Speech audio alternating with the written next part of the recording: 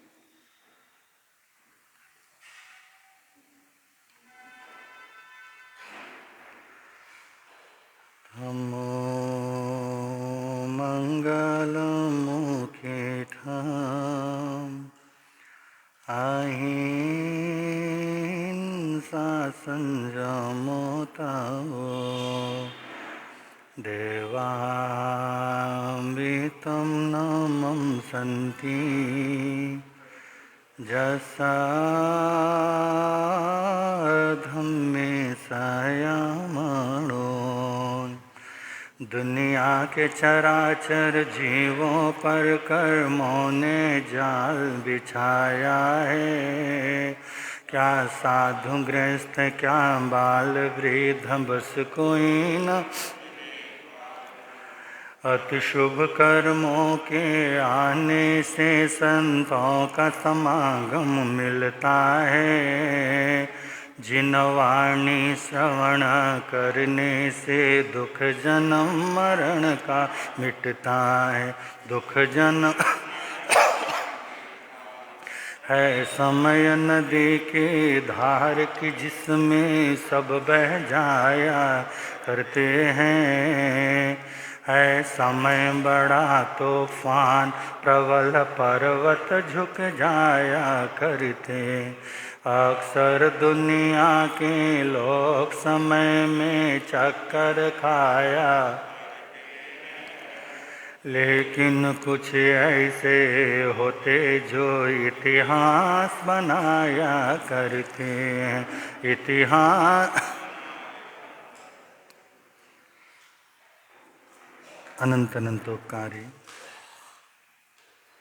त्रैलोक्यनाथ शासन के महाप्राण शरण भगवान महावीर स्वामी को स्मरण करते हुए आचार्य भगवान एवं आराध्य गुरुदेव के चरणों में वंदन। नेपाल हिंद गौरव वाचनाचार्य उपाध्याय परवर डॉक्टर श्री विशाल मुनि जी महाराज साहब के चरणों में कोटि वंदन करने के पश्चात आदरणीय मुनिराज, प्रिय श्रोताजन, चातुर्मास कल्प के उपलक्ष्य में आप हम सब लोग जिनवाणी श्रवण कर रहे हैं, इस जिनवाणी श्रृंखला को थोड़ा सा आगे बढ़ाएं। उससे पूर्व हम सब लोग रल मिल करके गाएंगे। भगवन तेरी आराधना, भगवन तेरी मेरी जिंदगी की शान हो, मुझे यही वरदान, मुझे यही वर। मेरे आत्मा बलवान हो, भगवन तेरी आराधना, भगवन मुझे सुख की कोई परवाह नहीं, दुख में भी निकले नहीं। मुझे सुख की कोई दुख में भी निकले नहीं, बस एक तेरा ध्यान हो, बस एक तेरा ध्यान। होठों पे तेरा नाम हो,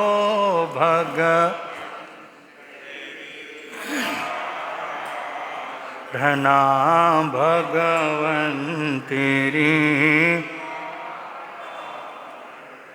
पथ में हजारों विघ्न भी आए डिगाने जो अगर, पथ में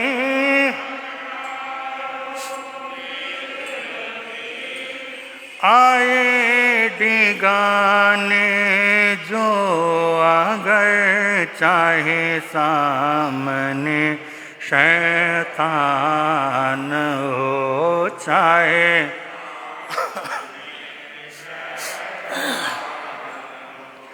मेरे प्राण भी कुर्बान हो, भगवन तेरी आराधना,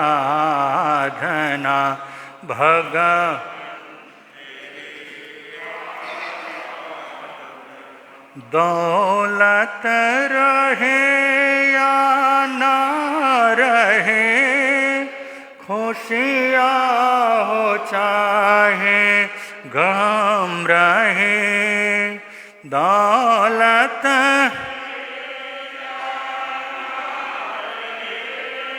खुशियाँ हो चाहे गम रहे, चाहे आंधिया तूफान हो, चाहे आंधिया तो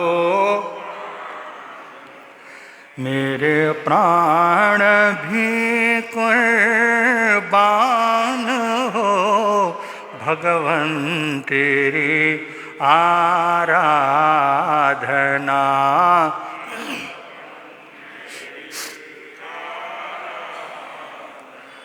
तू सूर्य है मैं कमल हूँ, तू चंद्र है मैं कुमुद हूँ। तू सूर्य है मैं, तू चंद्र है मैं कुमुद हूँ। तब कमल पद में स्थान हो, तब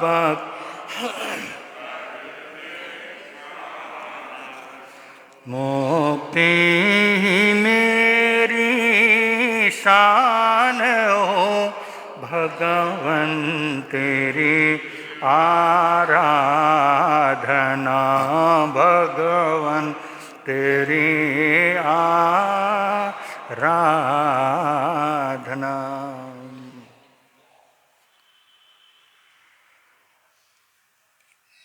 हम लोग चर्चा कर रहे थे जीवन में धर्म श्रद्धा का उत्पन्न होना कितना कठिन होता है। श्रद्धा और धर्म श्रद्धा में भी फर्क होता है। श्रद्धा तो हम किसी के प्रति कर लेते हैं, हमारे आदरणीय जन जिनको हम मानते हैं, जिनको हम आदर देते हैं, उसके प्रति की जाने वाली सामान्य श्रद्धा है। इस तरह की श्रद्धा ये जरूरी नहीं है सत्य के धरातल से उसका जन्म हुआ हो। एक श्रद्धा जो मान्यताओं से जन्म लेती है, और मान्यताओं से जन्म लेने वाली श्रद्धा ये मिथ्या होती है, हो सकती है, होती भी है। और जो श्रद्धा सत्य के भाव दशा से जन्म लेती है, सत्य के गर्भ से जिसका जन्म होता है, उसको ज्ञानी पुरुष सम्यक श्रद्धा कह करके पुकारते हैं। एक होती है मान्यता मिथ्या, और एक होती है अनुभूति और सत्य श्रद्धा। और अधिकतर हम लोग मान्यताओं की श्रद्धा में विश्वास कर रहे होते हैं। हम लोग मानते हैं इसलिए हमारी श्रद्धा बनी हुई है, और मान्यताएं कब मिट जाएं इसका कोई भरोसा नहीं है। इसलिए आए दिन लोगों के मुख से सुनने को मिलता है हमारी बड़ी श्रद्धा थी लेकिन हमारी श्रद्धा समाप्त हो गई। और श्रद्धा थी और वो मिट गई, समाप्त हो गई, इसका अर्थ ही ये मान्यता वाली श्रद्धा होती है। हमने माना था कि बहुत कुछ होगा, हमने एक धारणा बना रखी थी ऐसा है इसलिए हम इसको मान रहे हैं। चाहे वो धर्म हो या गुरु हो, किसी को भी हम मान लेते हैं और उस पर श्रद्धा करते हैं। और मान्यताएं जब मिट जाती हैं, हमारी श्रद्धा समाप्त हो जाती है, फिर हम लोग कहते हैं कि हमारी श्रद्धा समाप्त हो गई। तो ऐसे मान्यताओं की श्रद्धा की आए दिन अर्थियाँ उठती रहती हैं। आज श्रद्धा आ गई, कुछ घटना घट गई और हमारी श्रद्धा समाप्त हो गई। परंतु प्रभु महावीर ने जिस श्रद्धा को सम्यक श्रद्धा कहा, वो श्रद्धा कभी मिटती नहीं है। जैसे कल ही आपको कहा था, अगर कोई हमको ये कह दे मिश्री कड़वी होती है तो हम मान नहीं सकते, क्योंकि वो अनुभूति से गुजरी हुई चीज़ है। जब हमने अनुभव किया है, जाना है, हमने स्वयं जाना है उसको, हमने स्वयं उसका अनुभव किया है, तो हमारे उस अनुभव को कोई मिटा नहीं सकता। परंतु अगर हमने सिर्फ पढ़ कर के, सुन कर के, गुरुओं के मुँह से सुना था, कहीं शास्त्रों में पढ़ा था, इसलिए हमने मानना शुरू कर दिया, तो फिर बाद में हमको लगा अरे जिन गुरुओं से हमने सुना था उनसे अधिक ज्ञानी ये गुरु हैं, और ये तो मेरे अपने गुरु हैं, और इन्होंने कहा है तो ये बात असत्य नहीं हो सकती। इसलिए वो मान्यताओं को छोड़ा, फिर हमने दूसरी मान्यता को पकड़ना प्रारंभ कर दिया। तो अक्सर हम लोग यहाँ ये गलती कर देते हैं कि हम लोग बार बार क्या करते हैं, मान्यताओं को बदलने के लिए, और मान्यता बदलती इसलिए भी हैं क्योंकि हमने व्यक्ति को क्या किया है, माना है। दो चीज़ें हैं, एक व्यक्ति को मानना होता है और एक गुणों को मानना होता है। और व्यक्ति को तो भले ही वो किसी रूप में मान ले, वो राग ही है, चाहे भगवान महावीर के प्रति बंधु इंद्रभूति गौतम का जो एक लगाव था, जो उनकी श्रद्धा को हो, और वो राग को अनुराग का रूप माना गया, क्योंकि उस राग में मतलब वो ऐसा कर्म बंध नहीं था, परंतु संसार को मिटाने की शक्ति भी उस अनुराग में नहीं। इसलिए गुणों के प्रति जो हमारा लगाव है वो तो होता है अनुराग, और व्यक्ति के प्रति जो हमारा आकर्षण और लगाव है उसको कहते हैं राग। इसलिए राग और अनुराग में फर्क होता है। आज हम किसी के प्रति श्रद्धा करते हैं, वो श्रद्धा व्यक्ति के प्रति न हो, अगर उसके गुणों के प्रति है। साधु के प्रति श्रद्धा होना एक अलग बात होती है, और विशेष एक गुरु को मान लिया, विशेष एक संप्रदाय की आमना को हमने स्वीकार कर लिया, और उसके बाद फिर सभी जगह पर हमारी अश्रद्धा आ जाती है, तो बंधु उसको भगवान सम्यक श्रद्धा कह करके नहीं पुकारते हैं। और बंधु हम लोग तो क्या करते हैं, जहाँ गुण है हमने गुण को नमन करना है, गुणों का आदर करना है, गुणों को स्वीकार करना है।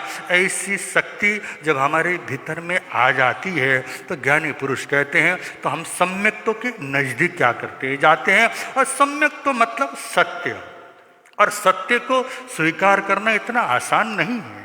मतलब देखना कितनी झूठी जिंदगी हम सारी जीवन भर जिए रहते हैं, पर झूठी जिंदगी हमको अच्छी लगती है, और झूठी जिंदगी जीने में मज़ा आ रहा होता है, परंतु झूठी जिंदगी हमेशा हमें दुख देती है। कभी कभी कोई व्यक्ति हमारी प्रशंसा करता है तब तो हमको बड़ा अच्छा लगता है, और हमको पता है जो सामने वाले व्यक्ति ने मुझ में गुण देखा है वो गुण मुझ में नहीं है, मेरे को पता है।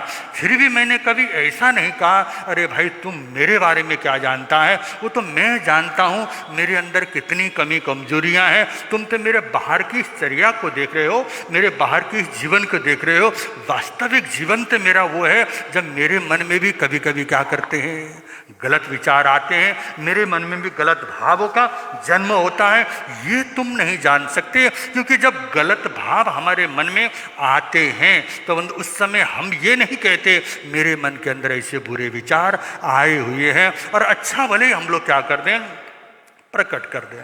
और बंदो सामने वाले व्यक्ति ने जब हमारी प्रशंसा कर दी, हमारे गुणों का बखान किया, तो कोई ऐसा व्यक्ति नहीं है सामने वाले को ये कहे कि तुम मेरी प्रशंसा मत करो। परंतु हमारी कमी कमजोरियों के ऊपर अगर कोई सामने वाला व्यक्ति इशारा करता है जो सत्य है, और हमारी प्रशंसा झूठी थी तो भी हमने स्वीकार कर लिया, परंतु हमारी जो सत्य चीज, जो हमारी कमी कमजोरियां हैं, उन पर अगर कोई इशारा करता है तो हमको कितनी वेदना होती है। जो सत्य है, सत्य को स्वीकार करना भी इतना आसान नहीं है। फिर हम लोग क्या कहते हैं, अरे बाबा ठीक है मेरे में कमजोरी है, मुझे अलग ही समझा दिया होता, 10 लोगों के बीच में कहने की जरूरत क्या थी, अकेले बुला करके आप मुझे भले ही थप्पड़ मार लो, बोलते हैं ना हम लोग ऐसा, आप अकेले बुला लो, आप हमारे आदरणीय हैं, आप वहाँ थप्पड़ मार लो। परंतु समाज के बीच में, 2 आदमियों के बीच में तो इस तरह की बातें नहीं करनी चाहिए। ये हमारी क्या करती है, एक हमने अपने आप को क्या कर रखा है, सामने वाले के सामने सजा के रखा है। वास्तविकता नहीं है, हमने सजा के रखा हुआ है कि मैं अच्छा हूं, ये मैं दिखने का प्रयत्न करता था। अर्थात जहां सत्य आता है, फिर बंधु सत्य को स्वीकार करना बड़ा क्या होता है, कठिन होता है। जिस व्यक्ति ने सत्य को स्वीकार कर लिया और जिसके अंदर सत्य को स्वीकार करने की शक्ति आ गई, क्षमता आ गई, भगवान कहते हैं फिर वो सम्यक्तों की ओर क्या करता है, आगे बढ़ रहा होता है। आपने बहुत बार एक कहानी सुनी हो, एक आदमी ने गलती की और राजा ने सोचा इस व्यक्ति ने बहुत बड़ा अपराध किया है तो इस व्यक्ति को दंडित करना चाहिए। राजा ने उसको दंड दिया, दंड के रूप में राजा ने उसका नाक काट दिया। क्या कर दिया, नाक काटा। और नाक काटने के बाद उस व्यक्ति की ऐसी अवस्था हो गई। और बंधु एक दर्द तो अलग है, परंतु जीवन भर नकटा कहलाना इतना आसान नहीं है। बंधु सारी इज्जत उसकी क्या हो गई, मिट गई। तो उसने स्थान परिवर्तन कर दिया, ये गांव से दूसरे गांव में चला गया, दूसरे स्थान पे चला गया और दूसरे स्थान पे फिर उसने क्या कर लिया, माहौल बनाना शुरू कर दिया और उसने बाहर की जीवन और दिखावा की जीवन को जीना प्रारंभ कर दिया। भेष परिवर्तन करना, क्योंकि भेष परिवर्तन बड़ा आसान है, भावनाओं को मोड़ना, मन को मोड़ना ये कठिन होता है। भेष परिवर्तन के लिए बहुत अधिक पुरुषार्थ की आवश्यकता नहीं होती। उस व्यक्ति ने सन्यासी का भेष धारण कर लिया और सन्यासी के भेष को धारण करके और बंधु ऐसा मस्त होने लगा और लोग आके उसको देखते हैं और देख करके उससे पूछने लगे कि आपको इतनी अंदर से, आपके अंदर ये मस्ती कहाँ से आई? तो कहता मस्ती क्यों ना आए, मैं तो साक्षात अपने आत्मा से परमात्मा को क्या कर रहा हूँ, देख रहा हूँ। बोलना शुरू कर दिया और लोगों को रहता है ना रुचि कि ऐसे चमत्कारी कोई क्या कर जाए, साधु मिल जाए। और भगवान कहते हैं जो चमत्कार के पीछे पड़ गया फिर वो सत्य से बहुत दूर चला जाता है, फिर वो सम्यक्तों से बहुत दूर चला जाता है, फिर वही जीवन जीना शुरू कर देता है। ये क्षणिक जीवन जो शाश्वत नहीं है, क्षणिक जीवन जी करके अपने कुछ बंधु क्षणिक जीवन के माध्यम से अपने गलत जीवन को आगे बढ़ाना प्रारंभ करता है। वो साधु ने इतनी मस्ती दिखा दी, इतना उसने भजन गाना प्रारंभ कर दिया। लोगों ने पूछा आखिर आपको मिल क्या रहा है? उन्होंने कहा अरे भाई साक्षात में परमात्मा के दर्शन करता हूँ। लोगों ने कहा परमात्मा के दर्शन करने का मन तो हमारा भी है, हमको भी क्या कर दो, करवा दो। तो उसने क्या किया, भाषण देना शुरू कर दिया। समझदार तो था, बुद्धिमान तो था, बुद्धि होती है, एक कुटिल बुद्धि होती है और एक बंधु सृजन वाली बुद्धि होती है। उस व्यक्ति ने कहा देखो जीवन में जो हमारा नाक है ये अहंकार का प्रतीक है। जब तक हमारे भीतर में अहंकार रहेगा तब तक परमात्मा के दर्शन संभव नहीं है। इसलिए तुमको क्या करना होगा, नाक को कटवाना होगा। अब बंधु लोग तैयार भी हो जाते हैं, बहुत सारे लोग ऐसे हैं जो तैयार हो जाते हैं। उन्होंने कहा, उसने कहा कि भाई तुम नाक कटवाओ, भेष परिवर्तन करो, सन्यासी बनो और उसके बाद देखना जो आनंद आता है उस आनंद का वर्णन मैं नहीं कर सकता, उससे मैं अनुभूति क्या कर सकता हूँ, करता हूँ और कर रहा हूँ। ऐसा बंधु उसने ऐसा जीवन जिया और ऐसा अभिनय उस व्यक्ति ने कर दिया। लोग नाक काटने को मजबूर हो गए। एक आदमी ने सोचा मैं तो बहुत बड़ा धर्मात्मा हूँ, मुझे तो भगवान के दर्शन करने हैं। आया, मैं पता नहीं कहाँ कहाँ भटकता रहा, कौन कौन से साधुओं के चक्कर में पड़ा, आज तक किसी साधु ने मुझे भगवान के दर्शन नहीं करा। साक्षात परमात्मा स्वरूप साधु आ गए, वो मेरे को क्या करवाएंगे, भगवान के दर्शन करवाएंगे। और उसने क्या कर दिया, अंदर जा कर के उसकी नाक काट दी और नाक काटने के बाद उसने इलाज भी किया होगा, जो भी व्यवस्था करनी को कर दिया और अंदर जा कर के कंबल से मुंह ढक करके उसने गुरु मंत्र देना शुरू कर दिया। और उसका गुरु मंत्र यही था, सावधान, बाहर जाके किसी को कहना मत। अब तेरा नाक तो क्या हो गया, कट गया है। अब तू जिंदगी भर नकटा कहलाएगा। अगर तूने ये कह दिया कि मेरे को परमात्मा के दर्शन नहीं हो रहे हैं तो मैं कह दूंगा ये व्यक्ति घोर पापी है। नाक काटने के बावजूद भी अभी इसका भाव परिवर्तित नहीं हुआ, इसलिए भगवान के दर्शन नहीं कर पा रहा है। अब ऐसा होगा, ऐसा उसने व्यवस्थित रूप में उसको समझा दिया। वो सामने वाला व्यक्ति जो नाक नहीं कटना था वो तो क्या हो गया, कट गया। अब तो यही कहने में फायदा है कि भगवान के क्या हो रहे हैं, दर्शन हो रहे हैं। तो बंधु ये कहा और कहने के बाद उस व्यक्ति को मजबूरन स्वीकार करना पड़ा, और वो भी उसी नकटे के साथ क्या हो गया, मस्ती में नाचना शुरू किया। और एक की जगह कितने हो गए, 2 हो गए। अब उसका प्रभाव पड़ा, एक की जगह 2 होने का मतलब 11 हो गए। और दूसरे गांव में जाते हैं, जब वहाँ जाके भजन करते हैं, नाच करते हैं, गुरु अलग से डांस करता है, शिष्य कहता है कि अरे मेरी जिंदगी में तो मैं कहाँ कहाँ पर भटका, कहीं पर मुझे सत्य के दर्शन नहीं हुए, परंतु ये गुरु मुझे भगवान की तरह मिल गया और उन्होंने मुझे क्या कर दिया, परमात्मा के साक्षात दर्शन करवा दिए। ऐसी प्रशंसा कर डाली। कहते बंधु लोग तैयार हो गए और इनका यही धंधा बना। जहाँ भी जाते हैं लोगों के नाक काटते हैं, और नाक काटते काटते कहते हैं एक अलग से संगठन बन गया, अलग से धर्म संप्रदाय खड़ा हो गया। उस धर्म संप्रदाय का नाम नकटा क्या हो गया, नकटा धर्म संप्रदाय बना। और बनते बनते कहते हैं कहानीकार 500 शिष्य बनवा लिए। कोई बहुत बड़ी बात नहीं होती बंधु, शिष्य लोगों को पीछे लगवाना, ये बाहर का अभिनय, ये झूठी जीवन जी करके भी लोगों को प्रभावित किया जा सकता है। और भगवान के दर्शन के नाम पर न जाने ये मिथ्या जीवन जीते जीते न जाने कितना जन्म हमने भी क्या कर दिया, गुजार दिया है। परंतु सत्य का दर्शन करना और सत्य को कहने की शक्ति रखना, ये बहुत कम लोग होते हैं। सत्य कहना, सत्य का अनुभव करना और उसके बाद सत्य को कहना इतना आसान नहीं है। भगवान कहते हैं वास्तव में जो धर्म है, धर्म के प्रति जो श्रद्धा है, वैसे सहज रूप में तुमको नहीं प्राप्त हो सकती। उसके लिए तुम्हें क्या करना पड़ेगा, बहुत बड़ा दिल और शक्तिशाली तुम्हारा क्या है, दिया हृदय क्या होना चाहिए, तब जाके सत्य का तुम साक्षात्कार कर सकते हो। ऐसे बंदो 500 शिष्यों के साथ विशाल समूह हुआ। अब तो उसका इतना बड़ा प्रभाव पड़ रहा है, जहां भी जाता है। और बंधु वहां पर हजारों लोग उसके प्रवचन श्रवण करने के लिए आते हैं। इस तरह एक गांव में जब दूसरे देश में चला गया, तो वहाँ के राजा भी उससे प्रभावित हुआ। और जब राजा प्रभावित होता है बंधु, फिर राजा का अलग से एक प्रभाव होता है। राजा को भी उस नकटे ने क्या कर दिया, वही गुरु मंत्र देने की तैयारी कर दी, दीक्षा देने की तैयारी कर दी। अगर एक राजा ने दीक्षा लिया और राजा अगर उस संप्रदाय में शामिल हो गया, तो पूरा राष्ट्र उसके कब्जे में होने ही वाला था। उस राजा ने भी गुरु के समक्ष आकर के कहा कि हे गुरुदेव, मेरे को भी उस परमात्मा के दर्शन करने की बड़ी इच्छा है, भावना है, आप भी मुझे क्या कर दो, परमात्मा के दर्शन करवाओ। कहते बंधु उसका महामंत्री श्रावक था, जानता था, सम्यक्तों के बारे में उसने पढ़ा था, सत्य क्या होता है और सत्य को स्वीकार करना कितना कठिन कार्य होता है। वास्तव में जो सत्य है वो कड़वा ही होता है। और बंधु मिथ्या जीवन में तो क्षणिक रस आता है, क्षणिक आनंद आता है, परंतु भविष्य में वो क्या हो सकता है, हमें दुख देता है। तो मंत्री ने बहुत बारीकी से पूरे उस धर्म संप्रदाय को देखा, आचार्य को देखा, उसके कार्य करने की सारी गतिविधियों पर नजर रखी।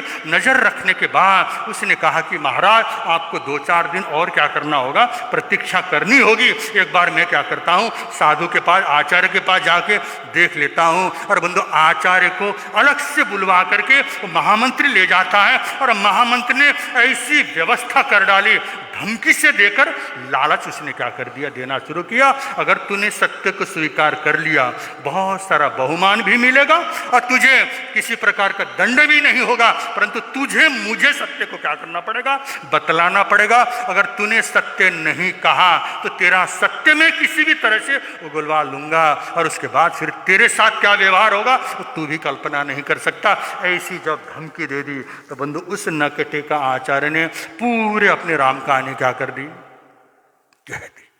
सारी राम कहानी कहां से धर्म संप्रदाय क्या हुआ, होता नहीं है। आज भी बंधु, आज हम लोगों की भी यही अवस्था है। न जाने कहां कहां पर जरा सा चमत्कार दिखा, पहुंच गए बोले कि हाँ, और किसी के बारे में ये भी जानने की हम कोशिश नहीं करते आखिर इतिहास क्या होगा। मेरे से पहले जो भीड़ लगी हुई है वो भीड़ इसी तरह से भेड़ चाल की तरह चलने वाली है, या कुछ सत्य को समझ करके इसके पीछे लगे, कुछ नहीं पता होता है। हम तो भीड़ देखते हैं और उस भीड़ के पीछे लग जाते हैं, और उस भीड़ को बढ़ाते बढ़ाते आदमी सोचता है यही सब सब कुछ है। नहीं बंधु, यहाँ पे सम्यक तो हमारा क्या होता है, धूमिल होता है, और सम्यक तो से हम बड़े दूर चले जाते हैं। इसलिए उस महामंत्री ने जब सत्य की खोज की, और सत्य की खोज करने के बाद उस नकटे ने जब स्वीकार कर लिया, तब जाके बंधु एक के बाद दूसरा, दूसरे के बाद तीसरे ने क्या कर दिया। ऐसा ही बंधु जीवन में भी जो सम्यक तो होता है, सम्यक तो वो सत्य है, और जो सत्य है वो शाश्वत है। कभी वो सत्य क्या होता है, मिटता नहीं है, परंतु मिथ्या तो वो मान्यता के हिसाब से चलता रहता है, और मान्यता का धर्म आज चल ही रहा है। इसलिए अपने आप को क्या करो, मजबूत बना लो, अपने आप को मजबूत बना लो। और अपने आप को अगर मजबूत बनाएंगे, आप अगर उस भगवान के भक्त बनते हैं, तो हमारा जीवन कैसे होता है। प्रतिदिन आप लोग भजन गाते ही हो, भगवान से क्या करते हो, प्रार्थना करते हैं ना हम लोग, भगवान तेरी आराधना मेरी जिंदगी की शान हो। हम सबको याद हो गया, परंतु हमने कभी सोचा थोड़ी भजन में क्या भाव है। भक्त भगवान से प्रार्थना करता, भगवान तेरी आराधना मेरी जिंदगी की शान हो, हे प्रभु मुझे क्या करो, वरदान दो। हम भी मांगते हैं, न जाने कहाँ कहाँ पर जाकर के हमने गिड़गिड़ाया है, और वहाँ पे हमने न जाने कौन कौन सी इच्छाएं उससे व्यक्ति या प्रभु के सामने रखी हैं। परंतु बंधु, हम भक्त जो असली भक्त जो होता है, सम्यक जो भक्त होता है, वो तो सिर्फ एक ही कहता, हे प्रभु मुझे किसी चीज़ की ज़रूरत नहीं है, मुझे पता है जो मैं पुरुषार्थ करूँगा, पुरुषार्थ का मेरा जो फल होगा मुझे निश्चित रूप में मिलेगा। अगर मैं पुरुषार्थ नहीं करूँगा, मुफ्त में तो कहीं आज तक न किसी को कुछ मिला न मिल सकता है। तो भगवान से प्रार्थना करता है, भगवान तेरी आराधना मेरी जिंदगी की शान हो, मुझे एक वरदान दो, मेरी आत्मा क्या हो जाए। जिसकी आत्मा बलवान है, जिसकी आत्मा बंदो मजबूत हो गई है, फिर संसार में कोई डिगा नहीं सकता, उस व्यक्ति को कोई क्या कर सकता, हिला नहीं सकता। चाहे सामने वाला व्यक्ति गाली दे रहा हो, तो गाली को स्वीकार करेंगे तब ना दुख होगा। जब हमने गाली को स्वीकार ही नहीं किया, दुख कहाँ से होगा, नहीं होगा। पर हम तो तुरंत स्वीकार कर लेते हैं, और मतलब स्वीकार करने से ही हम लोग दुखी होते हैं। इसलिए भगवान ने भी सामयिक की साधना बतलाई। सामयिक का मतलब संभाव है। हाँ, वो तो हमारा संभाव कितना गहरा है, संभाव को हम कितना समझ पाए हैं, और हमारा संभाव मतलब कहाँ तक पहुँचा है, ये तो हम स्वयं अनुभव कर सकते हैं। कभी कभी अभ्यास तो कर लें, सामयिक करते हैं, सामयिक करते करते कभी ऐसी घटनाएं घटती हैं थोड़ी देर के लिए, ज़्यादा नहीं है कि ठीक है 48 मिनट का हमारी सामयिक को, 5 मिनट 10 मिनट कोशिश करो कि नहीं 5 मिनट इस बार मैं संभाव रखूंगा, किसी भी प्रकार का मैं क्या करूँ, प्रतिक्रिया नहीं करूँगा। बैठ जाओ, फिर देखना कितनी परीक्षाएं आती है। 10 ही मिनट के लिए आपने ये संकल्प किया, न मैं अपने हाथ को खोलूंगा, न पैर को खोलूंगा, न आंखें खोलूंगा, बस 3 चीज को, पैर, हाथ और आंखें, 3 चीज को मुझे क्या करना है, खोलना नहीं है। आंखें मेरी बंद हैं, हाथ मेरे बंदो हलन चलन से रहित हैं, और इसी तरह से पैर को नहीं खोलूंगा। तीनों को खोल बंदो स्थिर करके जरा देखो, फिर देखना शरीर में कितनी बेचैनी आती है, न जाने कहाँ कहाँ पर खुजली होगी, कहाँ कहाँ पर परेशानी होगी। फिर मन लगेगा कि खोलूँ आंखें, तेरा खोल के देखो, नहीं होता है, होता ही कभी अभ्यास किया ही नहीं। अभी आपको यहाँ कहा जाए थोड़ा 5 मिनट के लिए आंखें बंद करो, 10 मिनट के लिए आंख बंद करो, क्या होगा, कर लोगे बंद तो कर लोगे, फिर धीरे धीरे खोलोगे।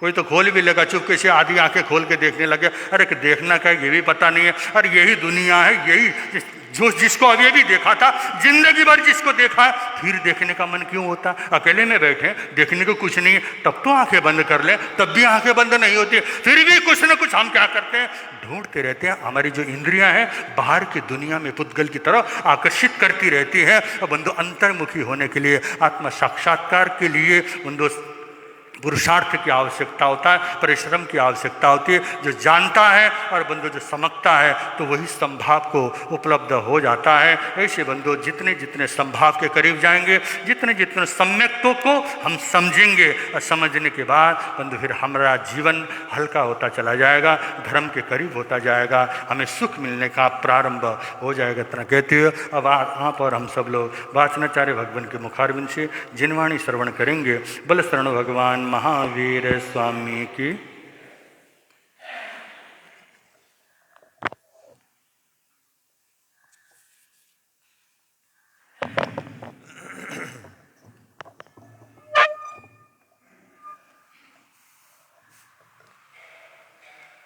श्री शांति नारायण भगवान आनंद वरता ओ श्री शांतिनाथ भगवान आनंद वर परम शरण प्रभु आपो परम शरण प्रभु आपो श्री अचिरानंद महान आनंद वरता श्री अचिरानंद महान आनंद वर श्री शांतिनाथ भगवान आनंद वरता ओ श्री शांतिनाथ भगवान आनंद सुख संपत्ति पावे सदा सुख संपत्ति पावे सदा जो धरे परो ध्यान आनंद वरताओ जो धरे परो ध्यान आनंद वर श्री शांतिनाथ भगवान आनंद वरता ओ श्री शांतिनाथ भगवान आनंद वर एको वीणमुकारो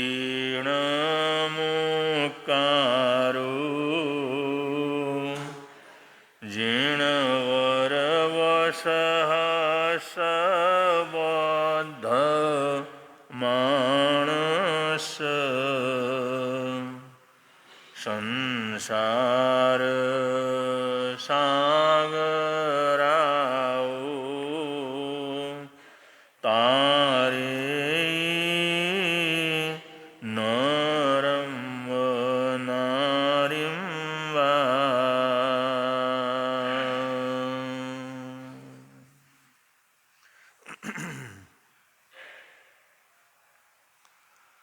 प्रसंग चल रहा है जैन चरण करणान योग में 5वां पौरुषाचार का।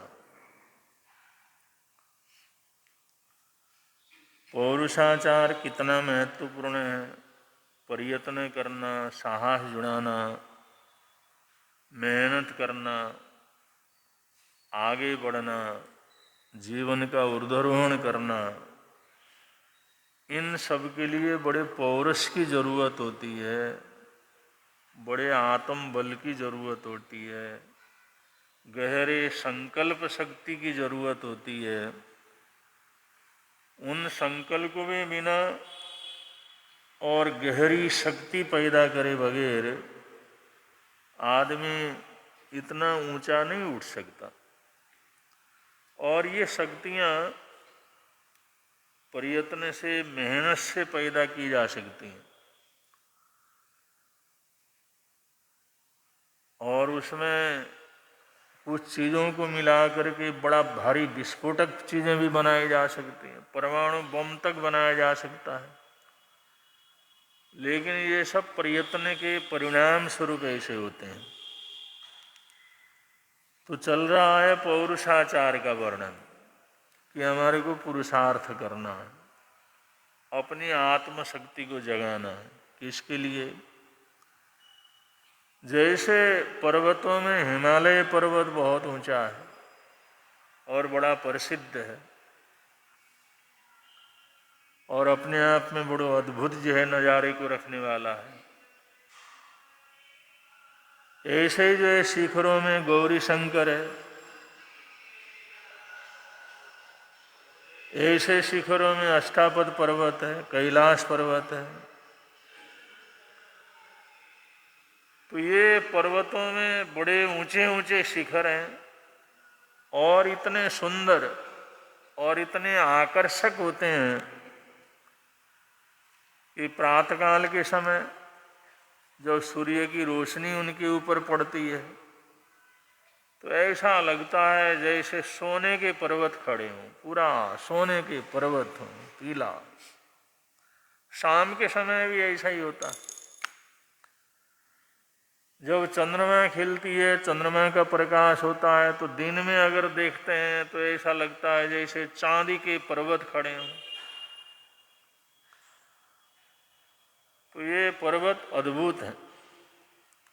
शास्त्रकार कहते हैं जैसे पर्वतों में हिमालय है, गौरी शंकर है, या कैलाश पर्वत है, अष्टापद पर्वत है, ऐसे ही व्यक्तित्व में भगवान महावीर स्वामी या तीर्थंकर है। वो अपने आप में बड़े अद्भुत होते हैं, बड़े ऊंचे होते हैं, पर्वतों की तरह ऊंचाई को धारण करने वाले, सूर्य चंद्र के समान प्रकाश को धारण करने वाले, ये उपमाएं दी जाती हैं। अब जो ऊंचे ऊंचे पर्वत होते हैं वो बड़े दूर से भी दिखाई देते हैं, सैकड़ों किलोमीटर से, हजारों किलोमीटर से, बड़े दूर से वो चमकते हुए ऊंचे शिखर पर्वत दिखाई देते हैं। लेकिन अगर वहां पर पहुंचना अगर हम चाहें, वहां पर जाना चाहें, तो उसकी पगडंडियां नजर नहीं आती, रास्ता नजर नहीं आता। अगर उसको देखते तो हैं, ये तो ठीक है, बहुत आकर्षक हैं, ये भी ठीक है, बहुत सुंदर हैं, ये भी ठीक है, लेकिन अगर कहीं पूरी तरह से पहुंचे बिना वो अनुभूतियां तो नहीं हो सकती। अब हम देख करके हिमालय पर्वत की अनुभूति नहीं कर सकते, कैलाश पर्वत की अनुभूति नहीं कर सकते, अष्टापद पर्वत की अनुभूतियां नहीं कर सकते। या बियावान जंगल होते हैं, बियावान जंगल, चारों तरफ जंगली जंगल, और उसके बीच में जब तक नहीं जाते उस वास्तविकता का पता नहीं लगता। तो हमें दिखता तो बहुत कुछ है, लेकिन उसके सही स्वरूप को जानने के लिए, उसकी अनुभूतियों से गुजरने के लिए उनके पास पहुंचने की जरूरत होती है। और पास पहुंचना कितना कठिन काम।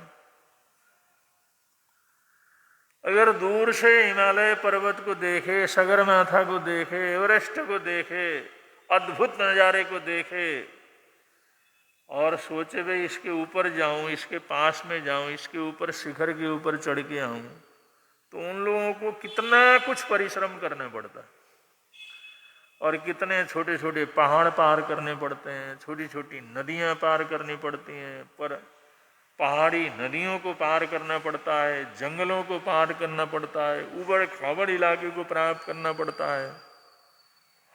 जो यात्राएं करते हैं ऐसे उन लोगों को पता रहता कितनी कितनी तकलीफें, कितनी कितनी परेशानियां रहती। अब देखना तो आसान है, वर्णन करना आसान है, सुंदर है, आकर्षित होना आसान है, लेकिन वहां पर पहुंचना बड़ा कठिन काम। वो पहुंचने के लिए बहुत कुछ शक्ति चाहिए, वरना रास्ते में आदमी कहीं पर भी हार मान लेता है, कहीं पर भी अपना हौसला खो देता है। कहीं डर है, कहीं भय है, कहीं जंगली जानवर हैं। अब ये वहां जाने के लिए मौत को स्वीकार करके जाने की जरूरत है।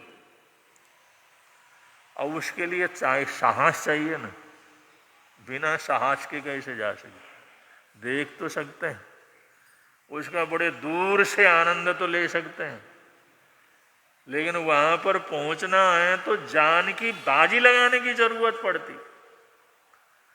अपने जान को, अपने प्राणों को हथेलियों में रख करके चलने की जरूरत होती है। कदम कदम के ऊपर मौत से सामना करने की जरूरत पड़ती है।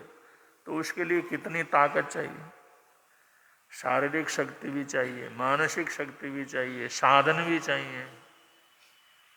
तो वो सब जो है जुटाना, इतने साहस को जुटाना, इतने बल को जुटाना, इसी को कहते हैं पौरुषाचार।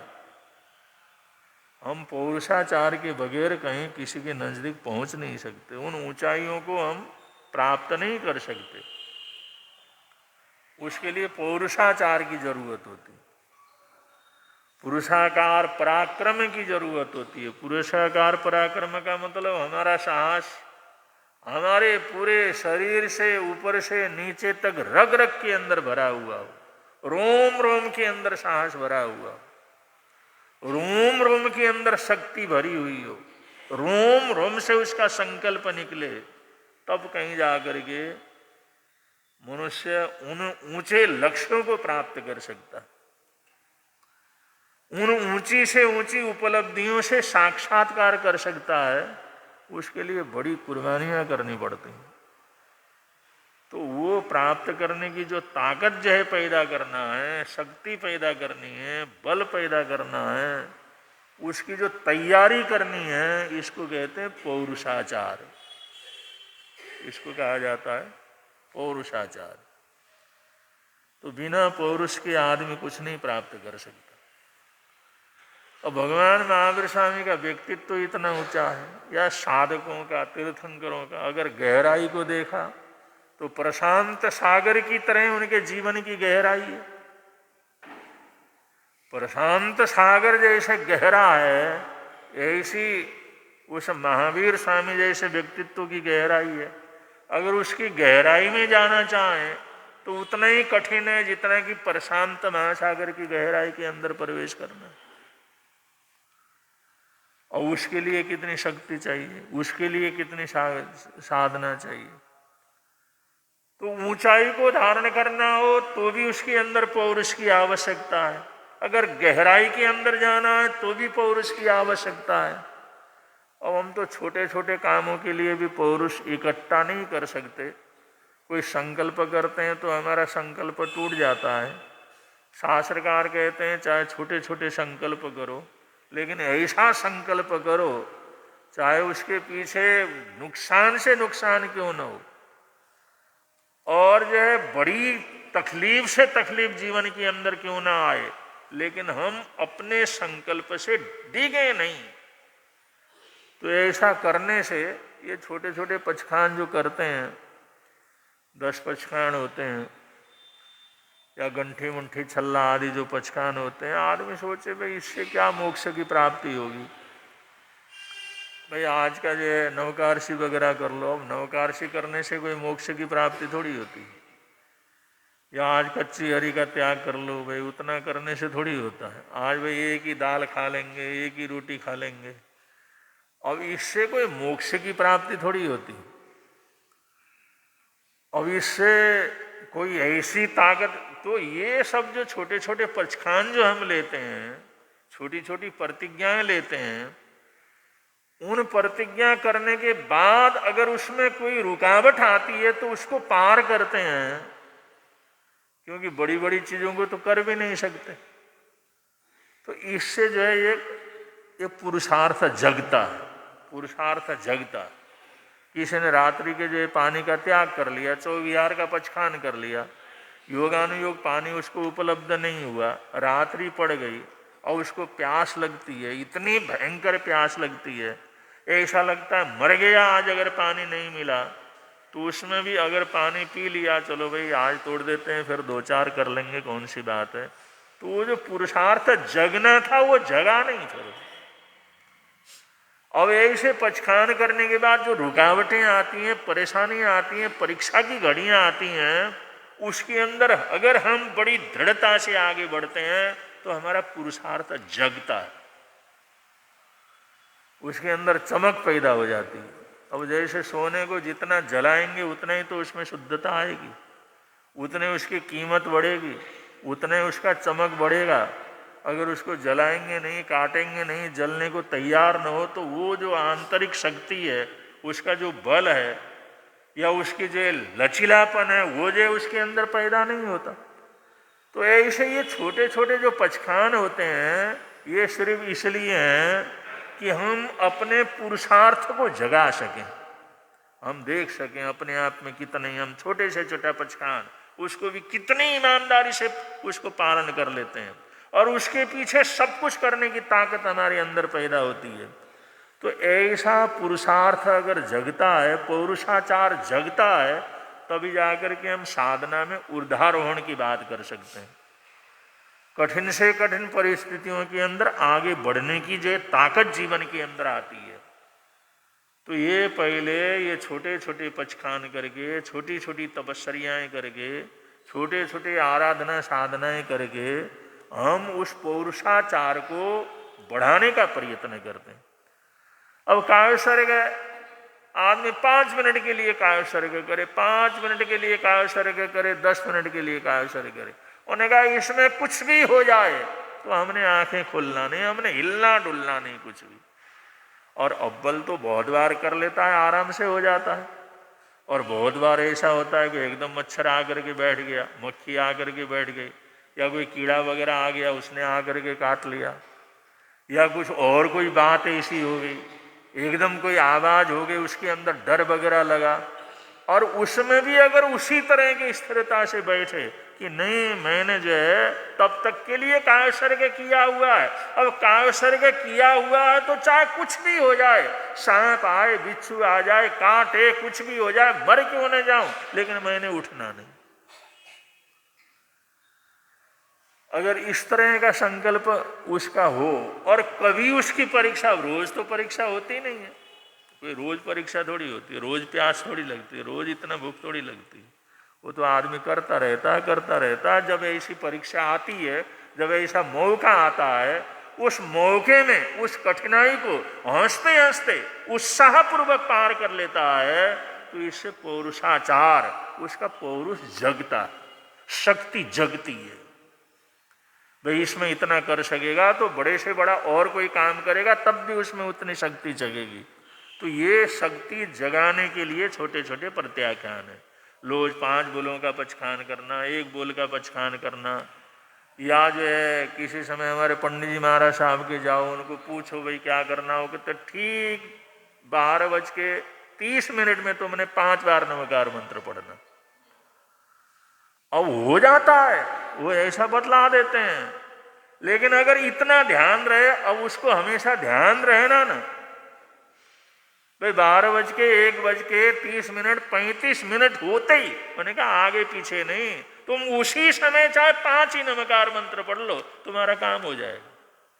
अब आदमी कई दफा भूल जाता है, अरे पहले हो गया, 2 मिनट इधर उधर हो गया, 4 मिनट इधर उधर है, समय तो निकल गया ना। करीबन वो ऐसा बताते हैं, समय का बताते हैं, ज्यादा लंबा चौड़ा नहीं बताते। भाई इतने समय के अंदर इतना तुमने करना। अगर आदमी कर ले तो बहुत से लोग ऐसे हैं उनका काम हो जाता, लेकिन उसके लिए उसको बराबर सावधान रहने की जरूरत होती है, पूरा याद रहना भाई उस समय मैंने करना, उस सेकंड के अंदर मैंने बैठना है। तो ऐसा जो पचखान तो छोटा सा है, लेकिन उसमें जो हमारा पुरुषार्थ जगता है ना, हमारी चेतना जगती है, हमारा जो एकाग्रता जगती है, हमारे को यादाश्त हमारा जग जाता है कि हम भूलते नहीं कैसी भी चीज हो ठीक समय के ऊपर। और ऐसा करते करते जैसे रोज करते हैं तो उसी समय वो ऐसा टाइम होते ही ध्यान आ जाएगा, चाहे कहीं भी बैठा हुआ हो, कुछ भी कर रहा हो। तो इससे पुरुषार्थ जगता है।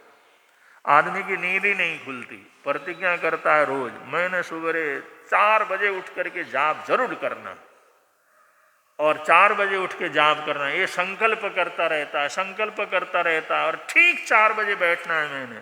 अगर ये करता रहता है तो धीरे धीरे चाहे कैसी भी नींद हो और कितनी ही देर में सोया हुआ हो, कैसी भी तकलीफ हो, ठीक उस समय उसकी नींद क्या कर जाएगी, खुल जाएगी। वो घड़ी इधर उधर हो सकती है, लेकिन उसका नींद खुलना इधर उधर नहीं होगा। ये तो अंतर की संकल्प शक्ति है, पौरुषाचार जग गया, उसका पौरुष जग गया, उसकी चेतना जग गई। तो ऐसे ये चेतना को जगाना, ये अपने आंतरिक शक्तियों को जगाना, ये जगाते हैं तभी जाकर के आदमी ये सभी साधनाओं के अंदर सफलता प्राप्त कर सकता है, आगे बढ़ सकता है, अपनी कामयाबी प्राप्त कर सकता है। इसलिए छोटे छोटे इन पचखानों का बड़ा प्रभाव इसलिए होता है कि इसके माध्यम से हम पौरुषाचार का अभ्यास बढ़ा लेते हैं। पौरुषाचार का अभ्यास ऐसे बढ़ाया जाता है, वरना अब छोटे से पचखान से कोई जीवन के अंदर बहुत बड़ा स्वर्ग मिलने वाला थोड़ी होता है, या उसके अंदर कोई मोक्ष मिलना थोड़ी होता है। भाई आज हमने फलानी चीज नहीं खाना, अब इसी से हमारा कल्याण हो जाए, ऐसा कल्याण नहीं होता। ये सब पौरुषाचार को जगाने के अभ्यास। और जग जाता है तो फिर उसकी सावधानी हो जाती है, वो हमेशा याद रहता, उसको ध्यान रहता, और इसमें करेक्ट टाइम का उसको ध्यान रहेगा और उसी समय जागृत होएगा, तो उसकी दिमाग की जो शक्ति है, स्मरण शक्ति है, जगने की शक्ति है, आंतरिक शक्ति है, वो अपने आप जो है वो काम करनी शुरू कर जाती है। तो ऐसे पौरुषाचार को जगाने का अभ्यास किया जाता है। अगर ऐसा अभ्यास हम करते रहते हैं और कभी उसके अंदर रुकावट आती है तो उसके अंदर पार कर जाते हैं, तो हमारे अंदर बहुत बड़ी ताकत आती है, बहुत बड़ी शक्ति पैदा हो जाती है। तो शास्त्रकार यहाँ पर कहते हैं पौरुषाचार जगाने का अभ्यास करो, चाहे छोटे से छोटा पचखान कर लो, लेकिन कर लो जरूर। पता नहीं कब जो है ऐसा मौका मिले, कब चांस मिले, रोज चांस नहीं मिलता, कभी कभी ऐसा चांस मिलता है उसकी परीक्षा की घड़ी हमारे सामने आ जाए, वो भी बड़ा कठिन हमारे जीवन के अंदर हो जाए, ऐसा कभी कभी चांस आता है। और वही चांस हमारे पुरुषार्थ को जगाने वाला होता है, वही कठिनाई हमारे को जगाने वाली होती है, वही समय रहता है, वही कठिनाई, वही परीक्षा हमारे को आगे को धकेल देती है, हमारी तरक्की कर लेती है। अगर परीक्षा ही नहीं हुई तो तरक्की कैसे होगी? तो ये पौरुषाचार जगाने के लिए ये सारे अभ्यास हैं जो हमारी परंपरा के अंदर चलते हैं। करेंगे, अपने आप को जगाएंगे तो हमारा ही कल्याण होगा। इसलिए तो कहा गया है मिलता है आनंद प्रभु की वाणी से, मिलता है आनंद प्रभु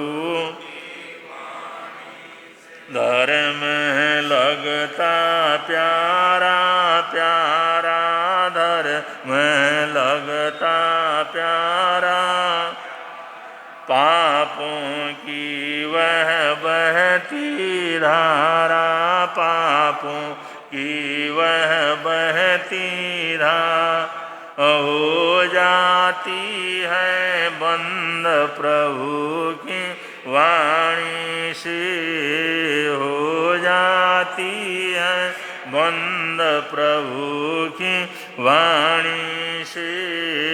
मिलता है आनंद प्रभु की वाणी से, मिलता है आनंद प्रभु। आराध्य गुरुदेव श्री सुमति प्रकाश जी महाराज साहब, उनकी अस्वस्थता कल ज़्यादा बढ़ गई थी और कई दिन से वो भोजन पानी बिल्कुल ही नहीं ले रहे थे, पानी भी नहीं घुट रहे थे। तो हमने जो है वो डॉक्टर को बुलाया था और डॉक्टर साहब आए, अनुराग जी आए थे। तो उन्होंने जिस समय देखा तो उन्होंने कहा गुरुजी को हॉस्पिटलाइज करना बहुत ज़रूरी है। और तो हमने कहा भाई तुम अपने में कर लो, लेकिन वो कहता मेरे हाथ में भी नहीं है।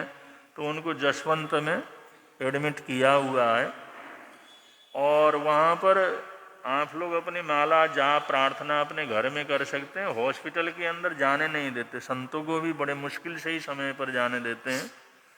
तो आईसीयू के अंदर अभी गुरुदेव हैं और अंदर जाने आने का अलाउ वगैरह नहीं करता, इसलिए आप लोग हॉस्पिटल के अंदर जाने का प्रयत्न नहीं करेंगे। वो लोग भी सोचते हैं भाई क्या है, यहाँ मरीज डिस्टर्ब हो जाते हैं, फिर सब आते जाते रहते हैं। तो कल 11:30 बजे उनको यहाँ से भेजा था, हॉस्पिटलाइज किया था। वैसे पहले से थोड़ा ठीक है, कुछ जो टेस्ट वगैरह हुए हैं वो अच्छे टेस्ट आए हैं, उसके अंदर सकारात्मकता है।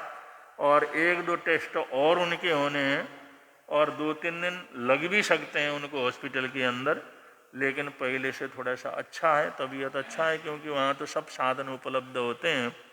तो गुरुदेव स्वास्थ्य लाभ के लिए हॉस्पिटल के अंदर एडमिट हैं और हम सब क्या तो पूरा जो प्रयत्न है ही है, जाप पाठ हम अपने संत मुनिराज सारा भरपूर कर रहे हैं जिससे जल्दी से जल्दी स्वास्थ्य लाभ प्राप्त करके गुरुदेव थानक के अंदर पधारें। और अभिषेक मुनि जी महाराज साहब वहीं पर सेवा में, तीर्थेश मुनि जी महाराज साहब वो भी वहीं पर पधारे हुए हैं। और आप लोग अब संघ की तरफ से तो सभी कार्यक्रम सारी व्यवस्थाएं बनाई हुई हैं, तो जाने का वहाँ से सूचना आई थी, ज़्यादा आने जाने का ऐसा प्रयत्न कम करें क्योंकि दर्शन बार बार होते नहीं हैं, अंदर जाने भी देते नहीं हैं। और इतने दूर से आदमी जाए न देखे तो उनको भी तरह रहता है, अंदर जाने का प्रयत्न करते हैं तो हॉस्पिटल वाले ऐतराज करते हैं। तो ये सूचना थी। आज का किसी भाई बहन का एक आसना वियासना हो तो एक आसना वियासना का बचकान कर सकते हैं।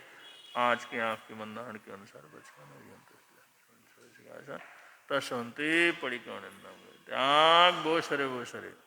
और 19 के चतुर्मास में जिन्होंने खूब सेवा का लाभ लिया, श्री जय कुमार जी दुग्गड़, सौभाग्यवती सरोज जी दुग्गड़, उस समय बासी बम्बई में थे, अभी जो है वो पुणे में हैं। आज वो यहाँ पर दर्शनार्थ आए हुए हैं, उनको बहुत बहुत मंगल कामनाएं हैं। और दुग्गड़ परिवार बम्बई वाले बराबर जो है गुरुदेव के संपर्क में रहते हैं, खूब सेवा का लाभ लेते हैं, उन्हें भी बहुत बहुत मंगल कामनाएं देते हैं। आज का अगर किसी का आज का आय मिल हो तो आज के आय मिल का प्रत्याख्यान हमारे सौरभ जी, इनके जो आय मिल का मासखमन चल रहा है, आज उनका 30वां आय मिल है और कल उनका 31वां आय मिल हो जाएगा। कल 22 तारीख 31वां आय मिल होएगा। और 31 आय मिल पूरा करने के बाद सिर्फ जो आप एक जल पानी और एक ही अनाज लगा करके आप आय मिल की साधना कर रहे हैं, तो उत्कृष्ट आय मिल की आपकी आराधना चल रही है। आपको साता रहे ऐसी हार्दिक हार्दिक मंगल कामनाएं हैं। और परसों 23 तारीख को उनका उपवास रहेगा, उसी दिन उनकी पचखामणी है। तो जो भी संघ की तरफ से, संगठनों की तरफ से, परिवारजनों की तरफ से, रिश्तेदारों की तरफ से जो भी उनका अभिनंदन वगैरह करने का कार्यक्रम है वो 23 तारीख को रखा हुआ है। मास खमन की आपने तपस्या की है। आज आपका 30वां आय मिल है। 30वां आय मिल का बचकाना सब त्याग वो सरे तपस्या करने वालों को, संघ की शान बढ़ाने वालों को। आज का उपवास अगर किसी का आज का उपवास हो तो अब संघ की तरफ से सूचनाएं हैं, सूचनाओं के बाद मंगल पाठ होगा। संघ की तरफ से महामंत्री जी सूचनाएं दे रहे हैं।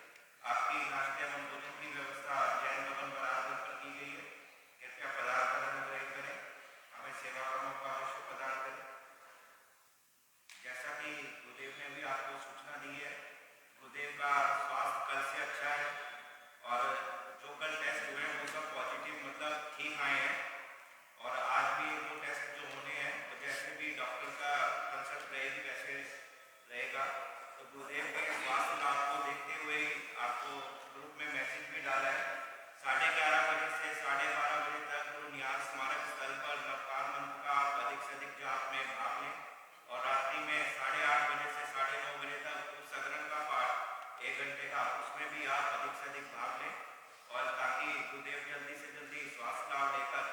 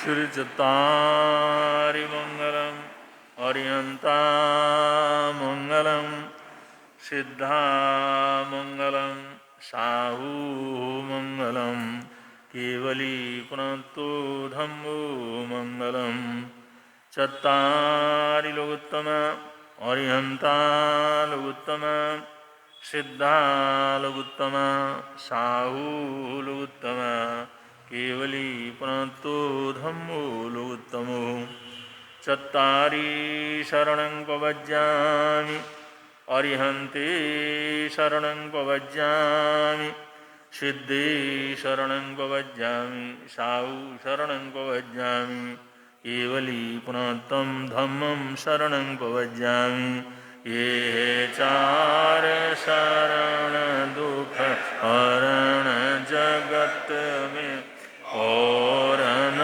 शरण कोई जो भव प्राणी करे आराधन उसका अजर अमर पद होगा उसका सदा ही मंगल